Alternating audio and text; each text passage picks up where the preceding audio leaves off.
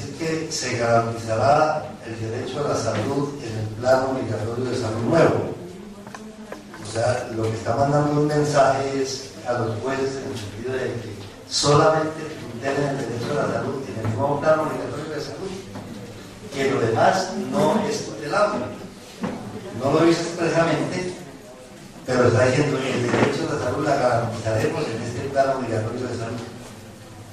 Como quien dice, señor juez, cuando le venga a hacer una tutela por las prestaciones excepcionales en salud, no la tutela, porque eso hace parte del derecho a la salud. A mí me parece que hay una limitación, ¿verdad? La actitud coercitiva frente al médico, que venía sucediendo antes. El médico antes el auditor era el que le imponía la luz de la EPS sí o no un examen, se lo gozaba, ordenaba la radioterapia que no, ya usted ordenó una, o ordené otra cosa, porque no es la radiografía, sino que otro procedimiento. Lo venía haciendo el auditor de la correspondiente EPS, pero aquí lo legalizaron a través de una sanción específica, porque antes no existía la sanción para el médico. El médico puede decir, yo formulo lo que quiera, y aquí está mi sustentación de orden académico, de orden científico, pero aquí le ponen una sanción. ¿Por qué? Porque derogan el código de ética, que en el decreto reglamentario del doctor Ballesteros no lo modifica. En el decreto reglamentario no desaparecen las sanciones, no desaparecen las sanciones, desaparece la interpretación de lo que es o no la pertinencia o la autonomía o la decisión del médico.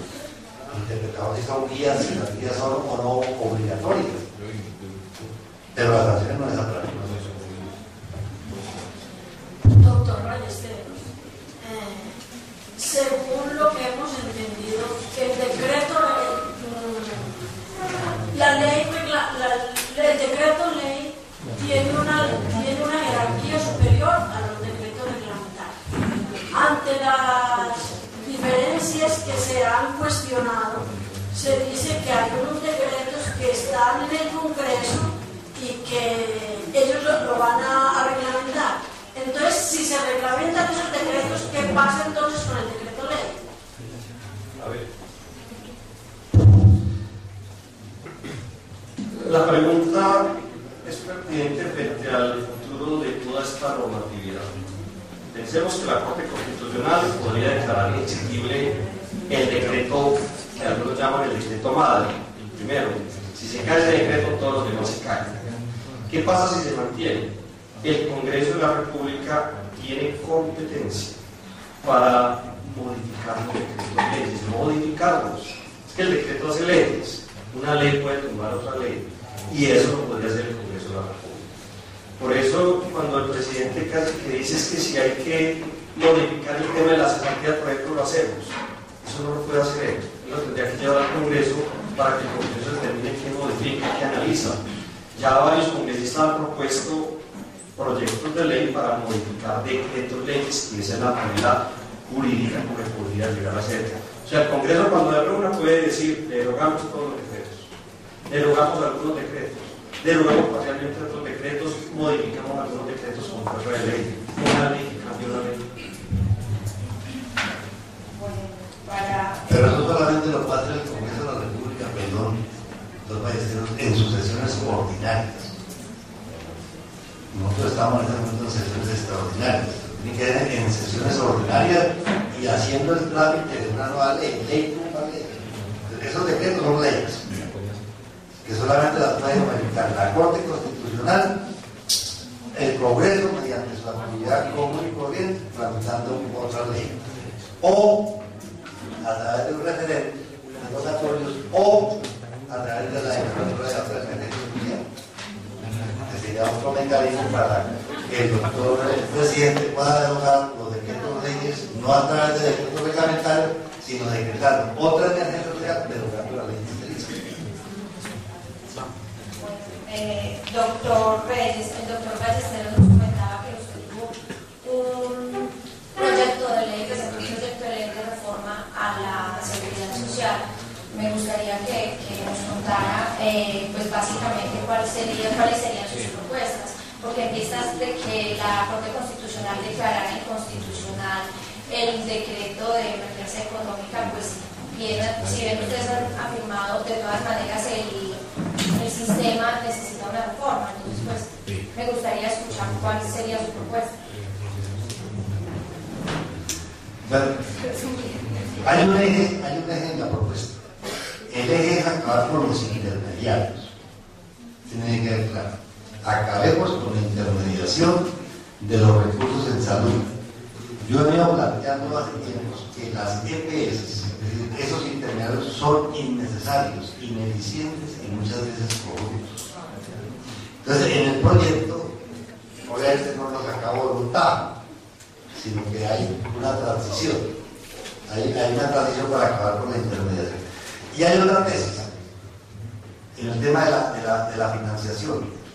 Y es que este país debe ir progresivamente de la financiación como se da al sistema de salud, y sin vía impuesto a cervezas únicamente, cigarrillos, vicio y lo demás, o bolsillo de los contribuyentes a sistemas generales de impuestos generales, estilo Canadá, estilo inglés, donde todo el mundo cotice al sistema pero vía impuestos generales. Con eso evitamos el tema de que tengo cargo de, si cotizo, si puedo pagar, me atienden, si no puedo pagar, no me atienden. Pues como hay impuesto general, se garantiza mucho mejor el derecho a la salud. Ese es uno. Sin intermediarios, ir progresivamente a otras formas de financiación que no esté amarrado al salario o al trabajo de la gente, sino a todo el esfuerzo de la sociedad. Centralizado y administrado desde el punto de vista descentralizado. El otro tema tiene que ver con la recuperación de la red pública hospitalaria. Es necesario recuperar la red pública hospitalaria, refinanciar de los demás. Y el otro tema tiene que ver con modelos de salud. Este modelo de salud, como se creó en la ley, es con base en el negocio, es en base en la enfermedad, es con base en la enfermedad. Es decir, entre más enfermo está el paciente, mucho mejor, más rentable, consume más recursos, más medicamentos, más procedimientos, va en la lógica y la dinámica del negocio. Lo que nosotros planteamos es hacer un modelo de salud completamente distinto, que es posible hacerlo, que se han hallado en muchas partes del mundo.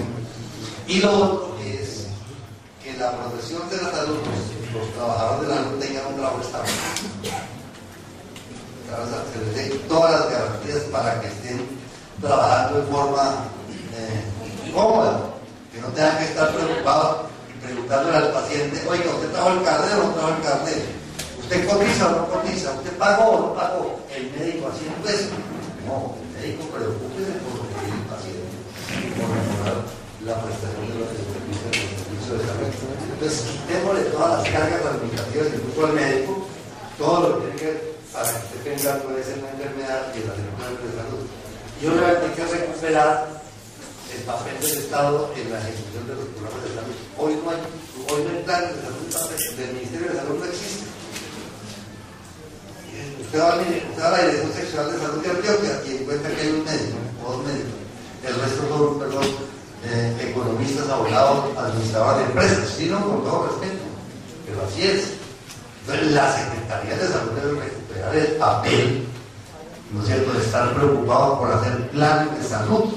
Y los médicos dicen porque están preocupados por el dinero, eso los economistas, pero aparte, en otra instancia de orden administrativo. Son múltiples las cosas las que planteamos ahí, pero sería un modelo de salud más o menos estilo canadiense, costarricense, inglés.